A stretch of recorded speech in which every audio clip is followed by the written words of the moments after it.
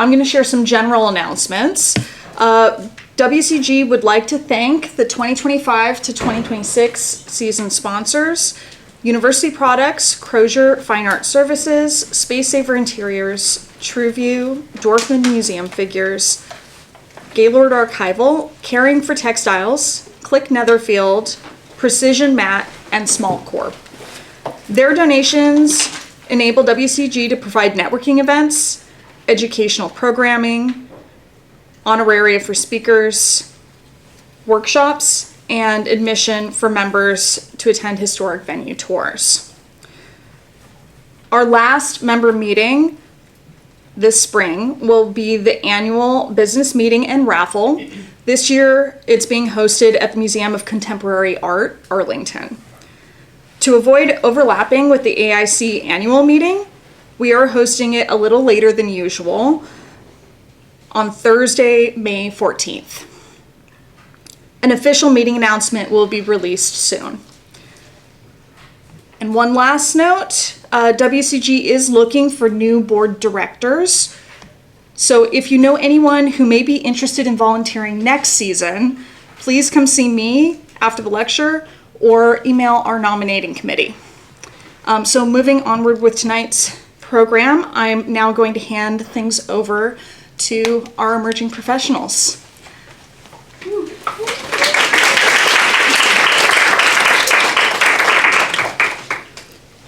Hello, everyone. My name is Rachel Bissonette. I'm a book and paper conservator here at the Folger Shakespeare Library, and I am one of the Emerging Conservation Professionals Coordinator for WCG this year. And thank you all so much for coming. It is my privilege to welcome our first speaker. Katherine Miromonti is a third-year graduate fellow in the Garment Art Conservation Department at SUNY Buffalo State, specializing in paper conservation. Previously, she attended the University of Denver, where she earned a BFA in pre-art conservation. She has held a variety of internship positions across the country and abroad, from IMLS paper conservation intern at the Virginia Museum of Fine Arts to collections intern for Leo Marchut's catalog Raison in France. Other pre-program and graduate internship sites include Arlington National Cemetery, University of Washington Libraries, Indiana State Library, and the St. Louis Art Museum. She is currently completing her third-year graduate internship at the Library of Congress. Welcome, Katherine.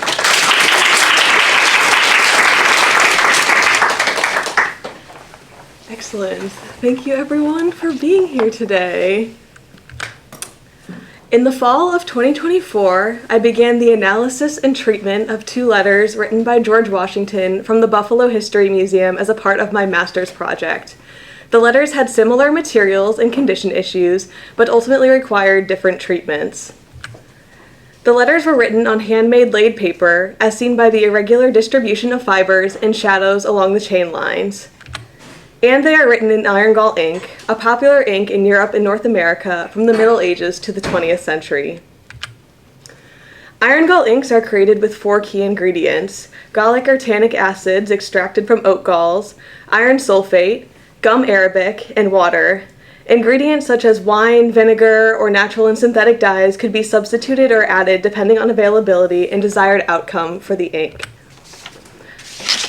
Iron gall ink often demonstrates a specific form of corrosion that poses challenges for preservation. The typical path of deterioration is shown here, although not all inks follow this exact path. First, there is the change in color or opacity, followed by haloing, or discoloration of the paper surrounding the ink lines. This may progress into burn-through, in which the ink becomes increasingly visible on the opposite side of the paper. Finally, cracking and loss can occur in areas of heavy ink application. There are 2 chemical reactions that can cause the deterioration of iron gall ink: acid hydrolysis and oxidation. These reactions result in discoloration, weakening, and embrittlement of the paper, and are accelerated by a number of causes. There is some inherent vice to iron gall ink, as it is predominantly composed of transition metals and acids, both harmful to paper. Environmental factors such as high humidity and water accelerate deterioration, and unsafe handling of documents can cause damage to fragile ink and paper. So the first letter that I treated was written by Washington to Benjamin Harrison V on December 18, 1778. In this letter, George Washington thanks the Virginia House of Delegates for the gift of 4 horses, an apt gift as Washington was renowned for his horsemanship. The letter suffered from a number of condition issues, including discoloration, tears, and losses. The letter was also previously repaired with pressure-sensitive tape and white paper mending strips. While these repairs effectively held the 4 pieces of the letter together, they were also damaging, causing tide lines and cockling. Many of these condition issues could be improved with washing. However, due to the presence of iron gall ink, I wasn't yet certain whether I wanted to proceed with aqueous treatment. Before treatment, I completed testing and analysis. I tested the solubility of the ink, completed microscopy and colorimetry, and analyzed the element's presence with X-ray fluorescent spectroscopy, or XRF. I also used Fourier transform infrared spectroscopy, or FTIR, to analyze the paper mending strips and to identify the adhesive as starch-based. Further testing revealed that water swelled the adhesive, allowing me to gently remove the mending strips. Based on these results, and the desire to reduce the tide lines and planar distortions caused by the mending strips, I decided that aqueous treatment was necessary. As a preventative measure, I also decided to perform calcium phytate treatment to complex any water-soluble iron ions that might spread throughout the paper during aqueous treatment. To begin treatment, I removed the center mending strip mechanically, separating the letter into 2 pieces. This made it easier to reduce staining from the pressure-sensitive tape by applying small drops of solvent on a suction platen. Next was the multi-step calcium phytate treatment. First, I humidified the letter to relax the paper fibers. Once sufficiently humidified, I placed the letter into a series of water baths. The baths pulled discoloration and degradation products from the paper, and I was able to gently remove the paper mending strips while the starch-based adhesive swelled in the water. Next was the calcium phytate bath. The phytate bath is a crucial part of halting iron gall ink corrosion, as it locks the excess iron ions that cause deterioration by oxidation into iron phytate complexes. I then immersed the letter into a calcium bicarbonate bath. This bath neutralizes any remaining acids and deposits a mild alkaline reserve into the paper fibers to combat acids that may naturally develop over time. After briefly drying the letter between felts, I surface-sized the paper with a 2% gelatin solution to increase the mechanical strength and flexibility of the paper. I then placed the letter between new felts for slow, complete drying. To complete treatment, I amended the letter with Japanese tissue prepared with a 4% Klucel G adhesive, which I reactivated with ethanol. For areas of loss, I created fills from a modern handmade laid paper that I toned with golden acrylics. So here's the letter before treatment and the treatment results. The second letter posed a few more challenges than the first. This letter was written to James McHenry in 1796. But the contents were originally ambiguous due to the paper mending strips and intense staining obscuring Washington's writing. In addition to mending strips and staining, the letter was intensely puckered and had planar distortions throughout. The paper was extremely brittle and riddled with tears and losses. I once again began with testing and analysis, but this time I found something a little unusual while performing XRF, a large arsenic peak. And then I found another, and another, and so on. Each green dot represents a spot where I performed XRF, and an arsenic peak appeared in every single spectrum. I shared my findings with the bibliotoxicology working group, where several members encouraged me to explore the possibility of smalt in the paper based on the other elements present in my spectra, such as cobalt, nickel, and potassium. Smalt is a blue glass pigment that was used throughout Europe in the 18th century to blue paper or to counteract its natural yellowing. Many of the same elements commonly found in smalt were also present in my paper. I investigated with microscopy but found no particles that resembled smalt in color or morphology. I also examined a sample of blued paper for comparison, which further provided evidence that smalt was likely not the primary source of the large arsenic peaks. With smalt ruled out, I started investigating historic uses of arsenic in collections. During the 18th and 19th centuries, various toxins, including arsenic acid, arsenic trioxide, and sodium arsenite, were used to preserve materials and protect against pests. Despite my research and testing, I was ultimately unable to identify the arsenic compound present. Unable to determine the source or amount of arsenic, I faced a difficult choice: to treat or not to treat. That is the question.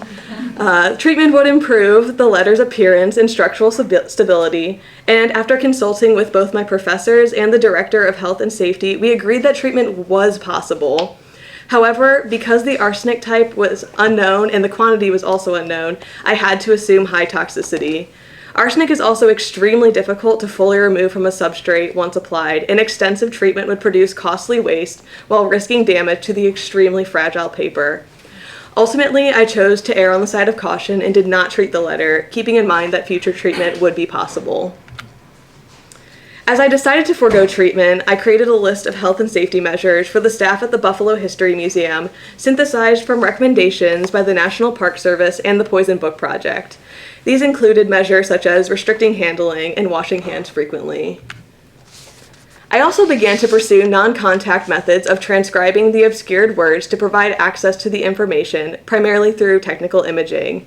Visible-induced infrared luminescence proved to be the most useful technique, allowing me to glimpse beneath the mending strips to the writing below. In total, I was able to add or clarify 25 words in the transcription with the use of this technique. And later I found a copy of Washington's letter to McHenry through the Library of Congress and was able to complete the remainder of the transcription. Although these letters received very different treatments, one outcome was the same. The content was made accessible for researchers and patrons of the Buffalo History Museum. Now, as an intern at the Library of Congress, I am continuing to learn about phytate treatment, and I am reflecting on the decisions I made during this project. Conservation is a rewarding field because it encourages constant growth. Each project allows the opportunity for critical and creative thinking while offering insights that inform both past choices and future approaches. Thank you to my advisors and professors at Buffalo State who collaborated with me on this project. Thank you to my classmates and the generous donors who made my education possible. And finally, thank you to everyone here for your time and attention.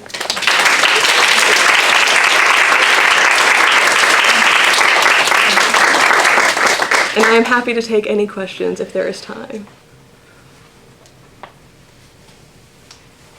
Did you explore the arsenic removal treatment by chance? Do some research about how to do it? I did. There was one paper in particular by Jay Anderson and colleagues. It was specifically research about reducing arsenic from Navajo blankets. They were made from wool and I want to say cotton, I believe it was. And essentially what they found is that to a certain threshold, you can reduce arsenic to a certain amount, but once you hit like 40 ppm or whatever, it just would not reduce beyond that. And so because I wasn't sure of the quantity of arsenic in this letter, and I did write a recommendation in my master's project for whoever was to tackle this next, if they decide to attempt a wipe dust sample to see if they can quantify the amount of arsenic, and if it is at a low threshold, it may not be worth putting the letter through that intensive treatment. But if it's really high, it may be worth it in that scenario. So even though the paper that I was looking at wasn't specifically for bast fiber paper, which is what I was working with here, I did find it insightful about the fact that arsenic is really hard to remove once it's contaminated something. Thank you.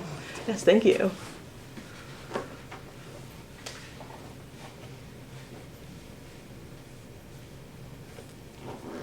All right. Excellent, thank you. Katherine.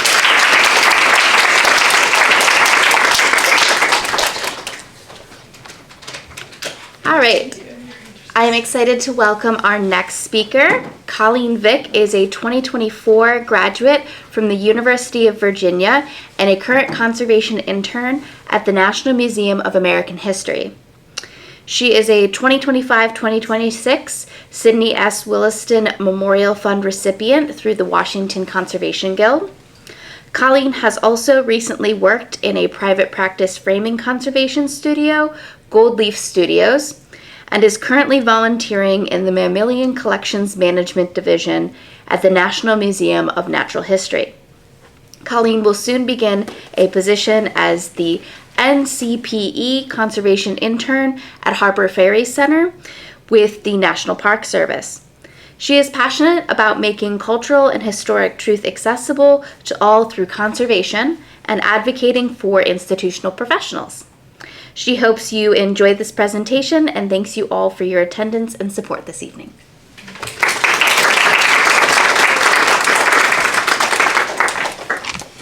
Thank you, everybody. Can everyone hear me okay?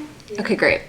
So my name is Colleen Vick. I am currently a pre-program conservation intern at the National Museum of American History. And tonight I'm going to talk about a couple of different projects that I've been able to work on during my time at NMAH, and a couple different methods of analysis and multispectral imaging that have informed a couple treatments that I've either done or anticipate being completed in the future. So, jumping right into it, I want to start first with this 19th century Chinese gourd canteen. And this was used by Chinese migrants working in California during the gold rush period. And like many objects in American history's collection, it has a utilitarian context that really informs some of the treatments that were done. So on my initial condition assessment, I determined that this item would benefit from a surface cleaning to reduce some of the dirt and a rehousing because some of the fibers that you can see on the rope support system were shedding in the housing. But I was particularly interested by this metal stopper that you can see. There's this sort of tin top stopper and this metal loop, and it had this green flaking on the surface. And so we were running a demo on X-ray fluorescence in the lab, and I advocated to have it be performed on this item. And what we found was that it indicated the presence of cadmium on this item, which cadmium is a hazardous material. And so XRF is a technique that is semi-quantitative that can be used to determine the elemental composition. And so then we supported this with some long-wave ultraviolet imaging of the canteen. You can see that bright orange fluorescence there, which is also indicative of cadmium. And it's interesting to note that cadmium plating was really not standardized until the 20th century, which the California Gold Rush was about the mid-19th century. So it's possible that this was actually a later addition to this item.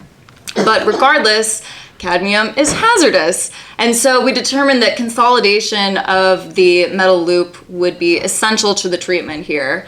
And so I performed a consolidation under the fume hood, wearing proper PPE, in using paraloid B48N, which is compatible with metals, in toluene, and you can see the beautiful before and after there. And the second project that I want to talk about is this painting examination survey that I was able to conduct on a series of 7 World War I paintings that were completed by an artist by the name of Ernest Peixoto, and he was approached by the American Expeditionary Force in France. And so the military division curator at American History approached me and said, can you create a sort of advanced, super detailed condition record of these paintings and do some imaging of them? And so this piece really stood out to me in the series because it was the only one of the 7 paintings that had been previously restored. And so here we can see it under normal lighting, and I was also able to perform some of that long wave ultraviolet, and you can see that it revealed this sort of script that's present. And some close-up images include, there are also these sort of lines that come down to a point. And this was just a really interesting phenomenon. So we followed it up with some more types of multispectral imaging. This here is reflected UV, which can be used to sort of distinguish between different kinds of white pigments. The areas that are really bright are likely a lead-based white, whereas some of those darker areas could be a zinc or a titanium. And so we also performed infrared, reflected infrared radiography. And IR can be used to detect underlying drawings or paintings. So it's particularly interesting that you can see it on the UV, but not on the IR. And so this had me thinking, you know, is this some kind of like underdrawing, underpainting, or is there something that's obscuring the surface here that's not allowing us to see it on the IR? And so I reached out to our friends over at the Museum Conservation Institute and said, hey, you know, I saw there's this like blip in the database record that says it was treated back in 1989. Do you have the report? And they did. And so they referenced directly this visible pentimenti, which is just like visually obscuring media to the surface, and talk about a specific examination that they performed that indicated the presence of an entire intact painting directly beneath the surface of the one that we saw here. And then in the treatment, they actually performed in-painting to those areas. And so what we're seeing on the UV is in fact the in-painting, which is why it's a darker area as opposed to something else. And so this is some of the associated slide images that they had. We can see here on their before treatment that the script is really coming through here in full text. And then in the raking light images, you can see some of that texture compared to the UV. It's very similar shapes being formed here. And so this is their after treatment, which is very similar to how the painting was received when I started the examination survey. And this really got me thinking about some of the other paintings within this survey. And we can see on this one here on the right side, there's some of that similar lines from a point coming down.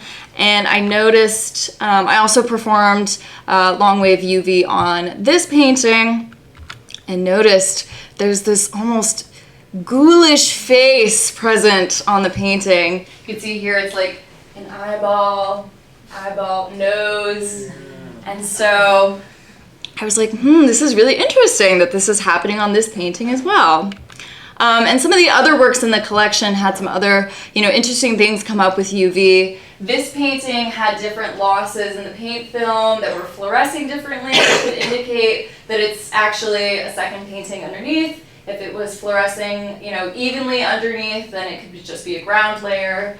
This painting had really high fluorescence compared to some of the other ones, which had me start thinking, could there be some kind of optical brightener used in either the ground or the paint layers? And so just to draw some conclusions about what could be going on here, I would hypothesize that these canvases were actually reused by Peixoto from previous projects that he had either started or just ditched. And I think, he likely had limited resources going into the battlefield. He was on the front lines in France and maybe had a limited time period between finding out what his assignment was and being sent to France. And then I also had the pleasure of meeting with a paintings conservator who works at the North Carolina Museum of Art, Megan Salazar Walsh. And we spoke about, these works were all completed in oil. We spoke about how the aging of paint film with oils sometimes causes the paint film to become thin over time, and that could be causing some of that second painting underneath to show through. And then as I briefly touched on, optical brighteners began being used in the early 20th century, and they cause an increase in the emitted visible light, which could be causing, again, that second painting to maybe come through. But regardless, this might happen to some other paintings in the series, and so I'm really glad that I was able to complete some of this imaging and be able to record that in the documentation. And for potential additional analysis that could be performed, you could do FTIR or cross-section microscopy, X-rays, or Raman just to get additional information about what could be happening here. And then just to conclude on these projects, I want to emphasize that these were analytical techniques and imaging that I was able to perform sort of as a spontaneous opportunity to grow as an emerging professional. And so I would say to my fellow emerging professionals here tonight to really take advantage of your mentor's expertise and try to have some of those similar opportunities and advocate for items under your care when possible to you. And then to my working professionals, I would say, remain curious. And my supervisor often says that having an intern is an opportunity to see the collection through fresh eyes and really retain some of that innate curiosity that is so inherent to this field. And so here are some people that I would like to thank for making these projects possible. And thank you again to everyone here tonight.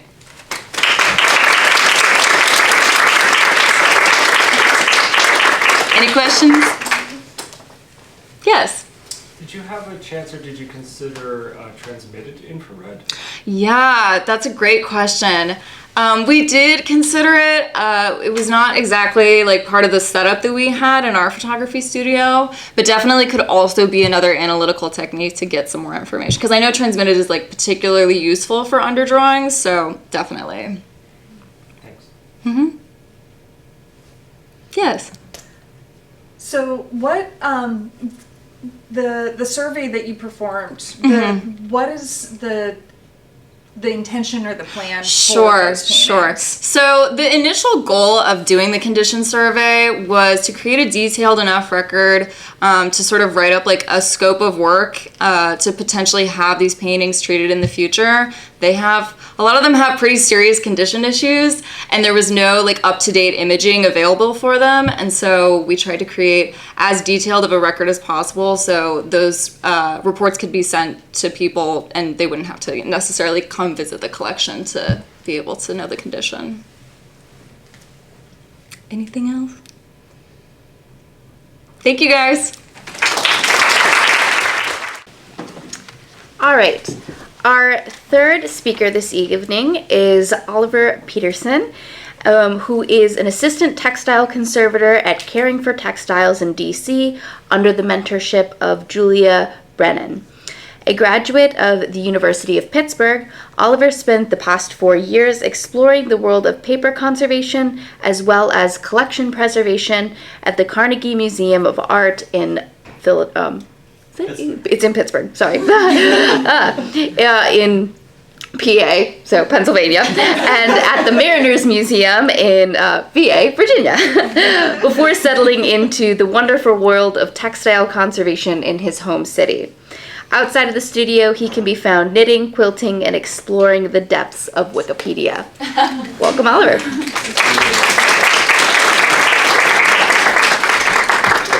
Hello everyone, good evening. My name is Oliver Petersen. Like she said, I am the Assistant Textile Conservator at Caring for Textiles, and today I am going to be talking about saving a souvenir. This was a treatment that I underwent the past couple months, and I chose it for a couple reasons to explore today. For one, this was the first treatment in my time at Caring for Textiles where I was in the driver's seat. And so even though I had a lot of oversight from the conservators that I work with, this was my first really big project. And so I wanted to explore that with you guys. And also I had the opportunity, as you see, this is a pretty complicated treatment that has a lot of mediums involved, and I was able to use the knowledge that I had acquired and the connections that I had built working with other mediums in this project, which I don't get the chance to do with a lot of the textiles we work with, so that was a lot of fun. All right, so this is the souvenir in question. This banner was a keepsake commissioned by this young man over here, who was a sailor aboard the USS Vermont. It was created in Yokohama, Japan during the sailing of the Great White Fleet, which was from 1907 to 1909. For those who don't know, this was a sailing of battleships through the US Navy of 45,000 miles around the world. Officially, it was a Navy courtesy call, but effectively it was a show of power and show of force, economic and military for the US. And there are a ton of keepsakes that have come out of this journey, most of which have actually been textile, and a lot of them have survived. As you see at the top there, it says, "In memory of our famous crews around the world." And in comparison to a lot of other military pieces, there's kind of a fun, happy vibe to these keepsakes, which I find kind of fun because they really just did seem to be hanging out at all the places they went to and meeting interesting people. So to jump into this piece, as you can see, there's a lot going on. For a ground, it has a silk satin ground, which is responsible for that beautiful sheen. And then on the majority of the surface, there's laid silk floss embroidery, as well as metallic laid couching that made up these motifs down here, as well as the frames around all of the pictures. There's also a raised trapunto embroidery, which is an embroidered surface that is then stuffed to create a nice raised 3D appearance. And you can't really see it very well, but there is a nice little googly eye there. I was trying to go into the history of googly eyes, and I couldn't find a lot of them from this time. It seems like they weren't really big till the 20s, so I don't know if it was added afterwards or whatever. But those are the textile elements. And then outside of that, we have 4 photographs. These 3 up here are silk ground photographs. And then this one down here, which was most likely provided by this young sailor himself, is a paper ground photograph.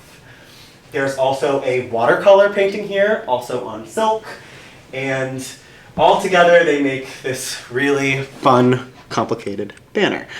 Before coming to us, it was originally framed with old historic glass, which unfortunately shattered in transport at some point, and that's what caused all this crazy damage, including the ripping of the silk and of the laid embroidery there. And luckily, before it got to us, most of that glass had been removed, but while we were cleaning it, there was still glass. There's a lot of nooks and crannies in this piece, so we had to be very careful when taking it apart. All right, so given the place that I'm at in my career and the experiences that I have, this project involved a lot of research and a lot of reaching out to those who knew more than me. The largest undertaking that we had to get through was the reconstructing of the silk ground itself.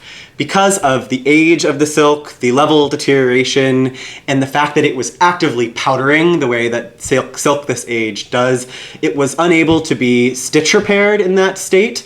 And because there was a lot of stuff on top of it that needed repair, that background first needed to be stabilized so that any other work could be done. Through researching what would be the best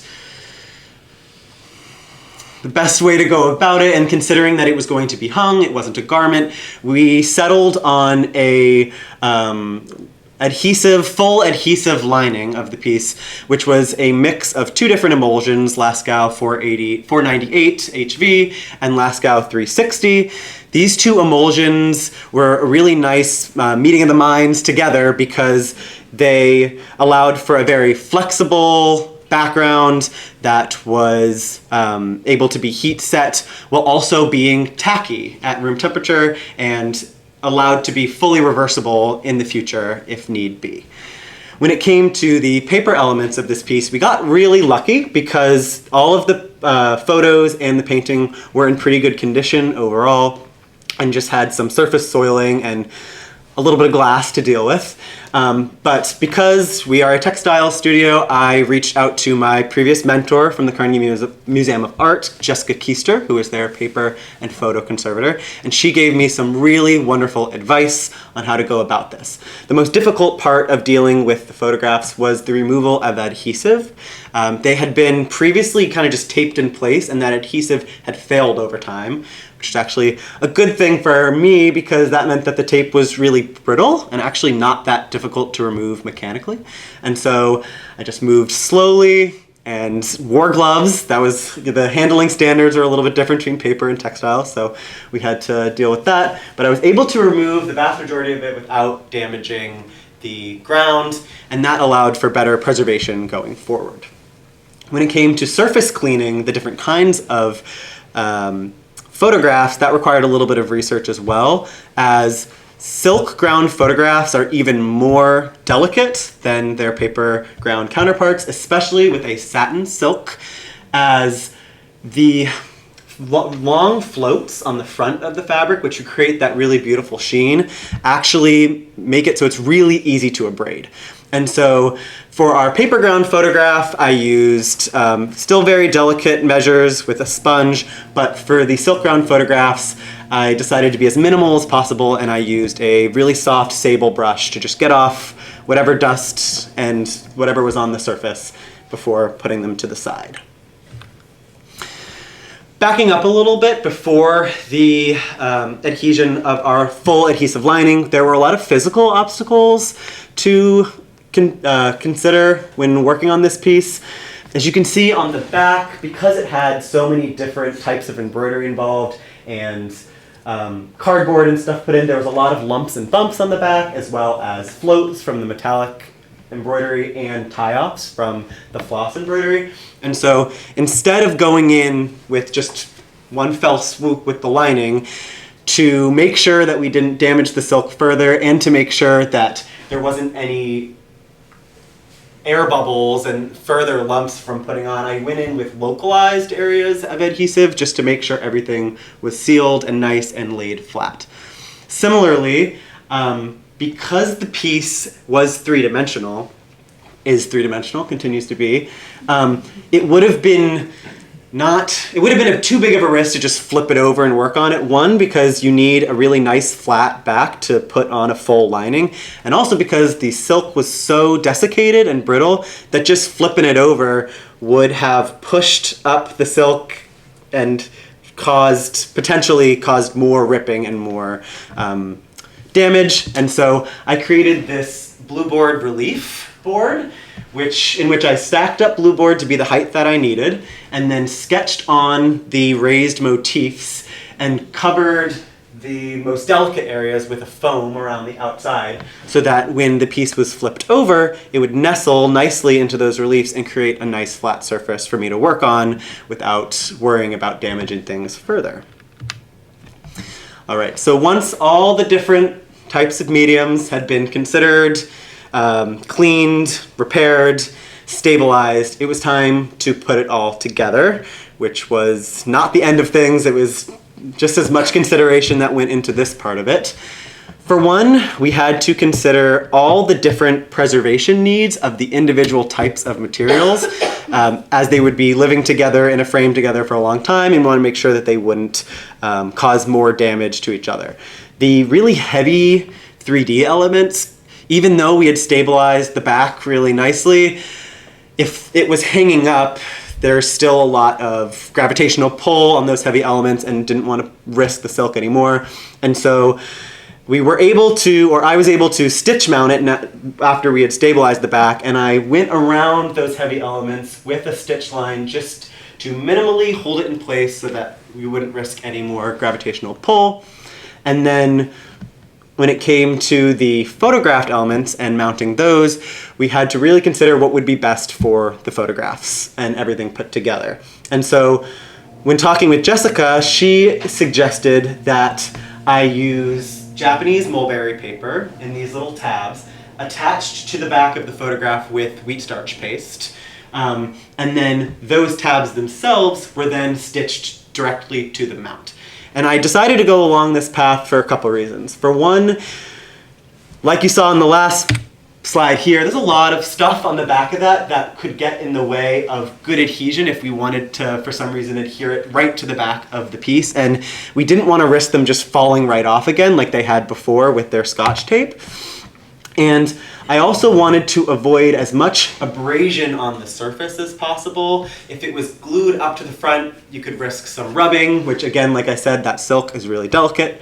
Didn't want to do that. And we wanted to make it as easy as possible in the future for further work. If they needed to get to those photos for some reason, didn't want to make it any harder for people. So put that down first, and then I laid down my big silk banner and stitched around the outside to get it all nice and tidy. So at the end, this is what I ended up getting to. Very happy with how it turned out. Unfortunately, I don't have a final image of it framed. It's still at the framer, but it will be soon hung up in the Army-Navy Club here in DC, so if you're ever there, keep an eye out for it. I wanted to, before I ended, talk a little bit about these two photos up here. Because this presentation was more about the multidisciplinary angle, didn't get to talk as much about the individual textile parts of things, so this is something I wanted to show off. This is an area that was really ripped up by that glass when it shattered, and though it looks like there would be a lot of loss in the floss, it really came together beautifully. I didn't have to do any fills or anything under it, and I ended up putting netting on top. A lot of the areas needed netting, and I think it came together really well. We luckily had the right colored netting. Before ending, I wanted to give a little bit of the takeaways from this project. This project took a really long time and required a lot of research, and because of the point of my career I'm at, I learned a lot from it and wanted to share some of those.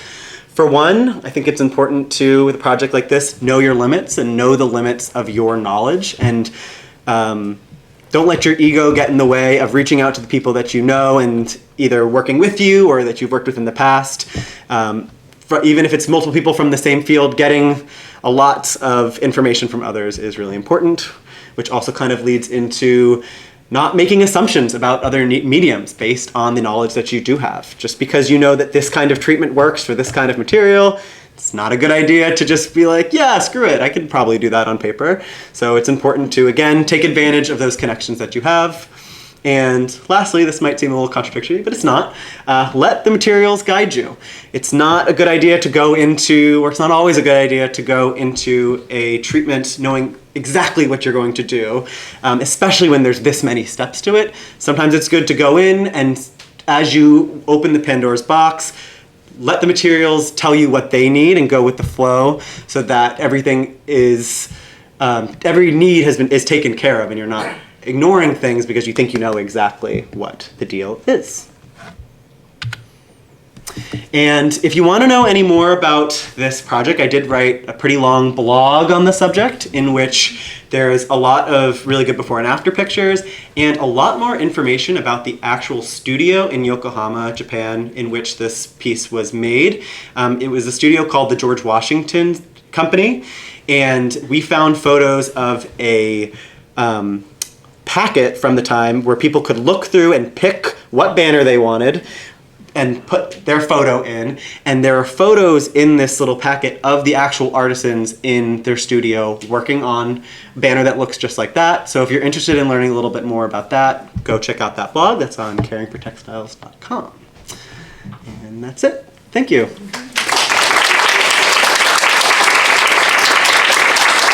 Any questions?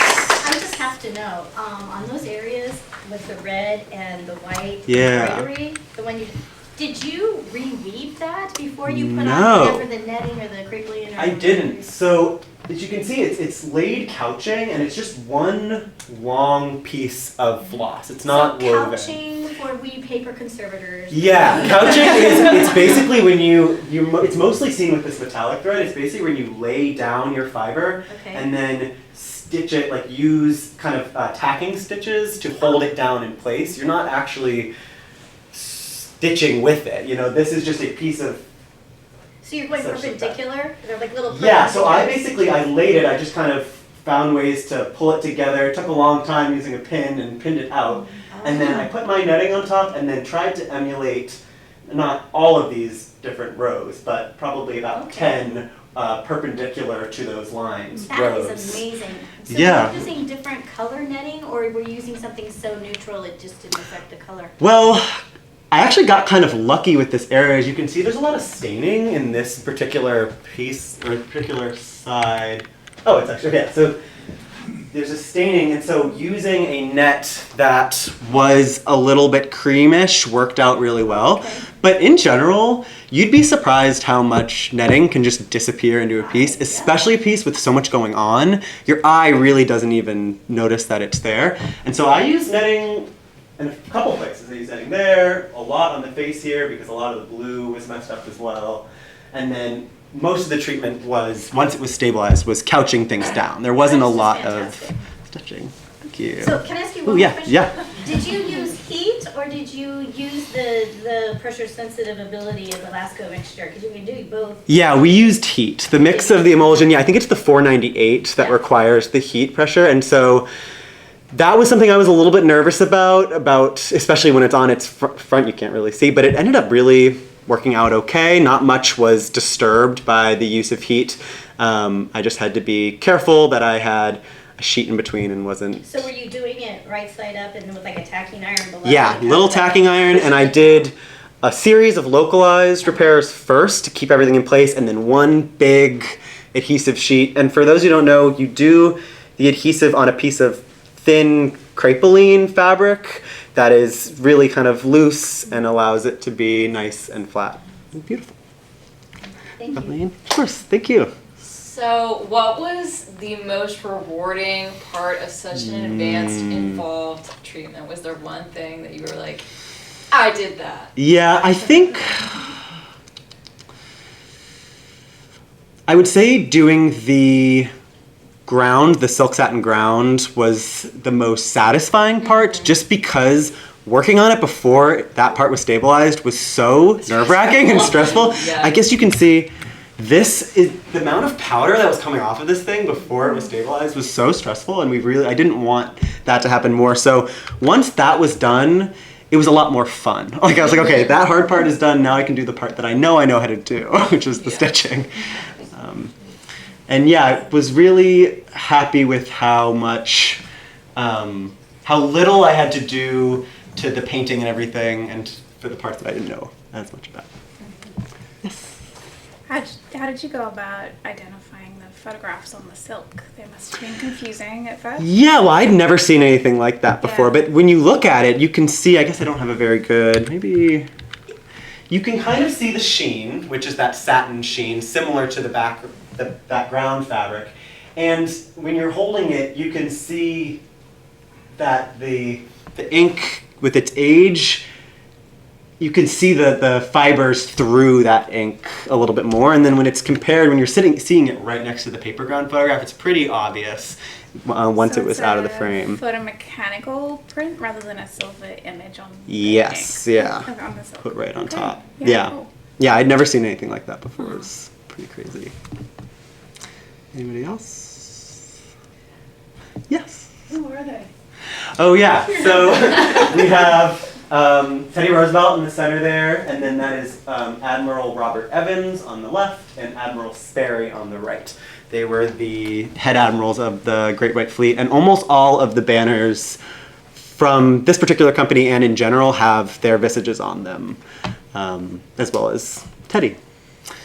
There are some versions where actually people took out their pictures and put like their wedding photo and stuff like that. Like that wasn't always kept in, but they all started with that. Yeah. Any other questions? We are at time. Okay, so sorry. Some other questions for you. We'll have to grab you later. Sounds good. All right. Wonderful. So our last speaker this evening is Emma Dacey, and she is a conservator of photographs with an MA in Cultural Materials Conservation from the University of Melbourne. Since January 2025, Emma has been working at the Smithsonian American Art Museum as the Bank of America Conservation Fellow in Photography. So, welcome, Emma.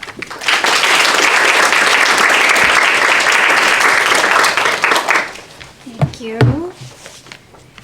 Hi, Leah. Thanks everybody for being here. So in my work at SAAM, alongside my supervisor, Ariadna Roma, we are focusing on 2 photograph collections recently acquired by the museum. This focus project is a rare opportunity to assess the collections as a whole and work holistically to examine, stabilize, and house the collection while also preparing select objects for a busy exhibition schedule. These collections will inform the curation of exhibitions and research at SAAM for many years to come. The collections broaden representation of 19th century African American photographers and subjects, as well as show photographs in everyday objects, jewelry, and decorative items such as lockets, brooches, cufflinks, perfume bottles, cigarette cases, and sewing boxes, and you name it, we've got a photo in one. Working in this collection is a great opportunity for me to expand my knowledge of early photographic processes, as well as the diverse materials that these objects encompass. In thinking about how my research project could serve the entire collection as part of the project, as I became more familiar with the collection, I began to focus on glass as the component. It is a constant amongst our very diverse objects and is a key source of degradation issues that creates a need for interventive treatment very often. Glass is typically used in case photographs as a cover in the photograph package, as seen in this expanded version. This method of casing is seen regularly for daguerreotypes and ambrotypes, and occasionally for tintypes as well. It's not pictured here, but there's often also a paper binding with adhesive around what we call the package, the photo package. Glass Similarly, will act as a protective cover for photographs set into jewelry and the decorative objects as well. As a rough count, but of around 560 objects, in these early photograph collections, we have about 330 objects that include at least one piece of cover glass. Glass is also obviously a support for very many kinds of photographs, but for the purposes of this, I'm only focusing on the cover glass. So, cover glasses usually thin, colorless, and transparent when they're in good condition. However, glass deterioration is very well known and well researched, so I'll just give you a quick summary. It is an ion exchange reaction that occurs between the alkali ions in the glass matrix and catalysts within the environment, and it causes the alkali salts to migrate out of the glass, forming deposits on the surface that can be solid or liquid, and creates microcracking in the depleted glass below. This reaction is affected by a number of things, including relative humidity, temperature, pollutants, and the composition of the materials in the glass. In case photographs, decomposition creates a risk of loss of the visibility of the image below, as well as the degradation by interaction with the image itself, the image materials itself, or the primary support, the brass mats underneath the glass, and the textile cushions that come down on top of the glass. The extent of glass deterioration in case photographs is unclear. There are two recent studies that provide quite different numbers, as low as 22% of glass within one collection and as high as 90% of glass in another collection that was studied. So we probably fall somewhere in the middle. The majority of glass deterioration is noted on the interior face of the glass, where the small space and relatively low airflow creates a microenvironment that encourages the process. So, looking through our collection, research questions began to form around issues that we were seeing in the collection. What are the signs of glass deterioration, and what are the methods of identifying it within case photographs, including signs like how other components of the object are visibly affected by the glass. How also can we identify which of the objects are at greatest risk due to glass deterioration, and what is the long-term plan for preservation and monitoring of this issue. I'm interested in considering each object as a whole, with all the components containing material evidence of the cause and effects of aging and use. This allows us to think about the object's history, its source and originality of the materials we're seeing, and think about the experience of use by the original owner for whom these were personal objects and very intimate, small objects. Researchers have found that particular glass recipes may be more prone to deterioration. Therefore, identifying the glass components can aid in prioritization and also decision-making for treatments. There are many analytical techniques that can be used to identify materials in glass. I am fortunate as part of my fellowship to have some access to these. And very early on, I made the decision to prioritize techniques that minimize the opening of the photograph packages unless it's necessary for other aspects of the treatment. Particularly for some of our collection, the original binding paper is in place, and there are a lot of questions around what it means to remove that original binding layer.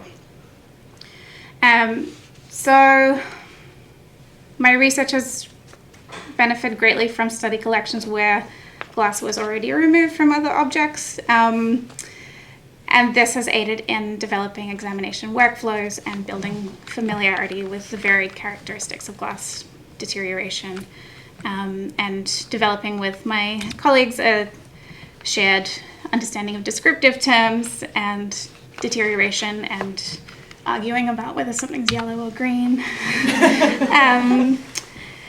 So I've used a few different techniques and made a few observations. A lot of previous studies have used UV radiation to induce luminescence that can be used to differentiate the different kinds of glass based on their components. The fluorescence comes from trace metal elements in the glass.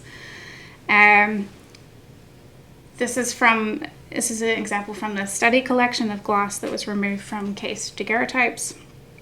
And the initial test with the fluorescence allowed me to sort the glass into different groups, using information from both UVA and UVC to inform the differences. For example, two samples of glass that don't fluoresce under UVA can then also be differentiated from each other under UVC. So there's a doubling up of ways to sort the different kinds of glass.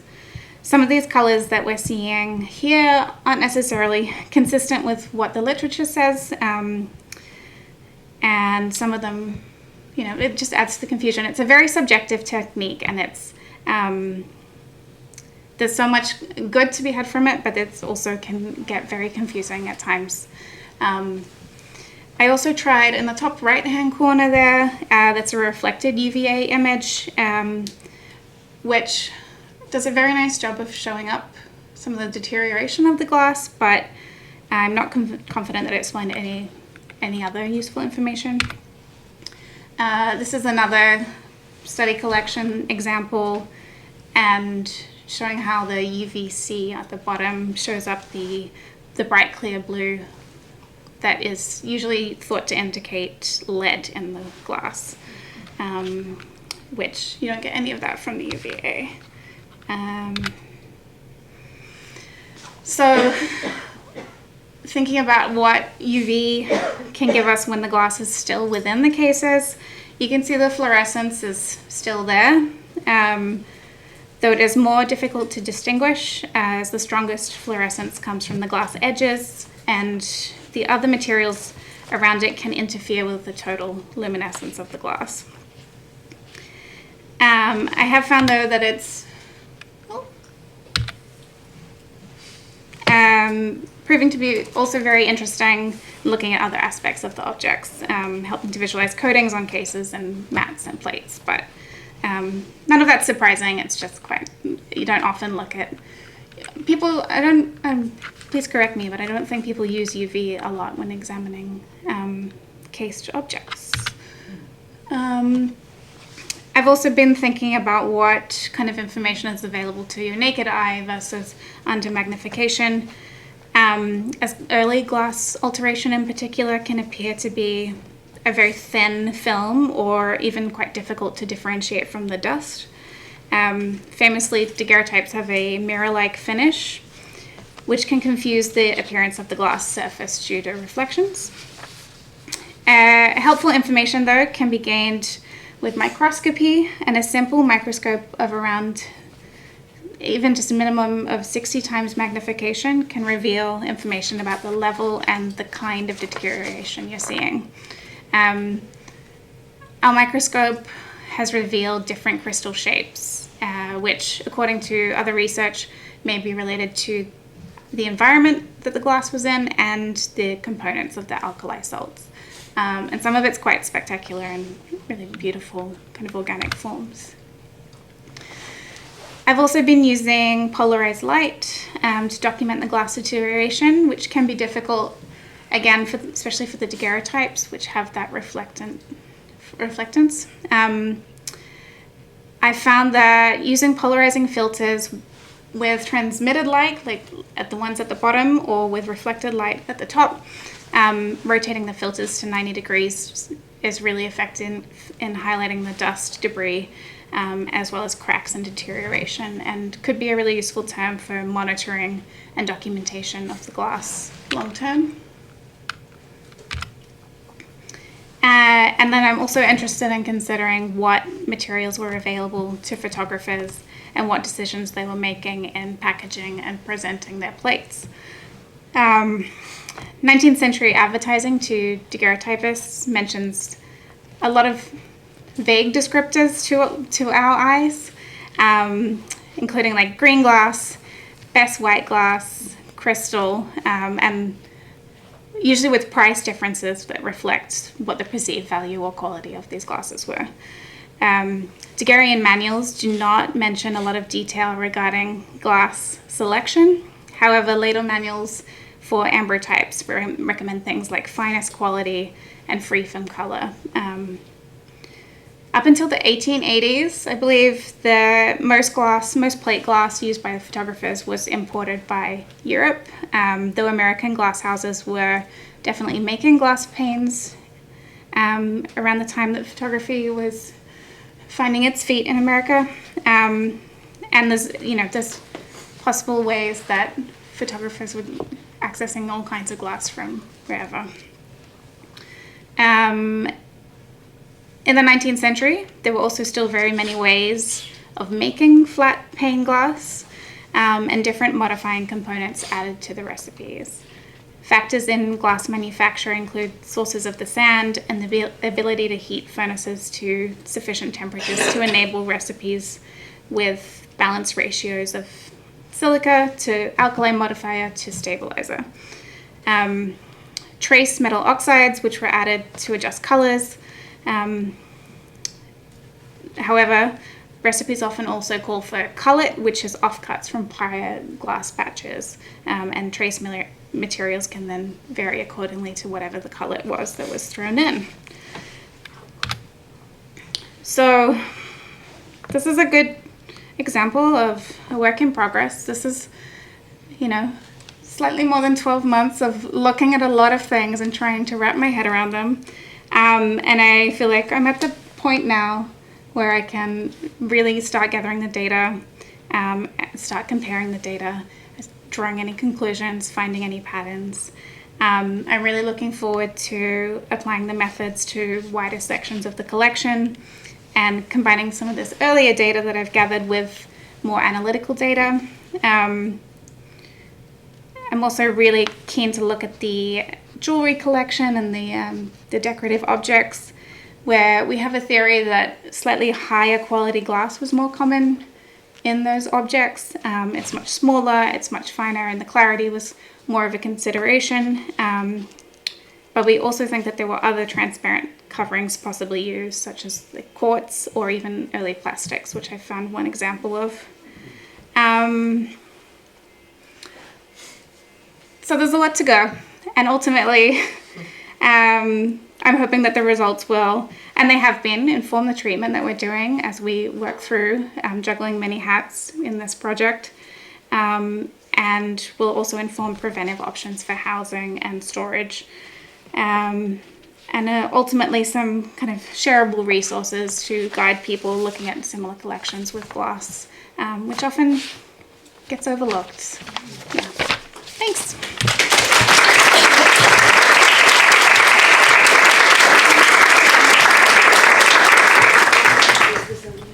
Hello. Hi. At this point in the project, have you had any objects where you've recommended, like, in housing, the glass needs to be kept away from the object? Not so far. It is, most of the ones we've had open have already been accessibly opened or have been like tampered with in the past. So in that case, it's just a case of cleaning the glass and replacing it. But it is quite common for glass to be replaced with a more modern glass or more stable glass. But I don't think it's always applicable. Sometimes if you've got something that's when they're in their cases, a very small, tight space, it's all very kind of perfectly fit. So to have a replacement glass for that is, treading a fine line, finding something that won't cause strain on the rest of the materials within that little case. But yes, it is very common. But so far we've been able to clean our glass and put it back. Yeah. Thank you. Hello. So, what inspired you to start looking at the glass in photographic collections? Because I feel like, as you say, it's often ignored or like not given the same. Yeah. It's easy to ignore, especially when you've got a daguerreotype in front of you and it's a glorious thing to look at. I think your brain does some sort of like glossing over the dust and the debris that's in front of you or seeing the image. But it just kept coming up, and I kept saying, I don't know anything about glass, and I need to understand what is going on here. I'm very much from like a paper-based photo background, so this was all very new to me, and glass is really exciting. I did a lot of research on plastics, and I feel like there's something akin there. They want to deconstruct themselves. Yeah. Yeah. I was wondering what if you see any interactions between like the results of glass degradation and like interacting with the photographic material itself, like if you see what the interaction looks like. Particularly on the daguerreotypes, it's evident where the glass, the alkali salts in liquid form or in solid form can drop onto the daguerreotype plate itself. And around that it can have a reaction. So that might be like a tarnishing and oxidation reaction, or it might be a full getting copper salt green corrosion reaction. Do you have an image? I do have an image somewhere. On the left there is you can see the green salts as it's fallen onto. I mean, to be fair, that could be caused by anything. It might not be the glass. There could have been something caught in there. We've seen a lot of tiny little bugs under the microscope. It's amazing. It's a very, very small, tight package, but it's amazing the amount of activity that can happen in that space. Yeah.